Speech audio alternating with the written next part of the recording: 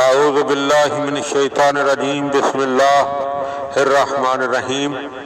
مولا کائنات حضرت امیر المومنین علی ابن ابی طالب علیہ السلام کے مجموعہ کلام نہج البلاغہ کے تیسرے باب کا 471 نمبر فرمان، وقال علیہ السلام، آپ علیہ السلام نے ارشاد فرمایا، لا خیر فی سمت عن الحکم۔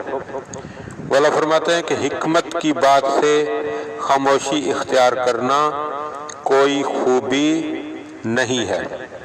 کما انہو لا خیر فی القول بالجہل، جس طرح جہالت کے ساتھ بات کرنے میں کوئی بھلائی نہیں ہے۔ تو کیونکہ ہم سب مولا کائنات حضرت امیر المومنین کو ماننے والے ہیں، لہذا دنیا بھی ہمیں مومن ہی سمجھتی ہے، اور یہ جتنی بھی باتیں اب تک بیان ہو چکی ہیں ان سب میں مومن ہی کے لیے کوئی نہ کوئی ہدایت موجود ہے۔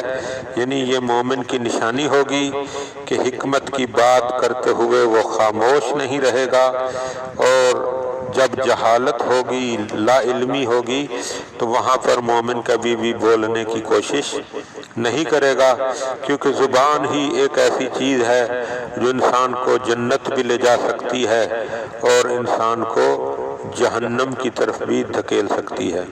لہذا انسان کو چاہیے کہ ہمیشہ اپنی زبان پر کنٹرول رکھے، تاکہ انسان دنیا میں بھی سعادت مند ہو جائے اور آخرت میں بھی سعادت مند ہو جائے۔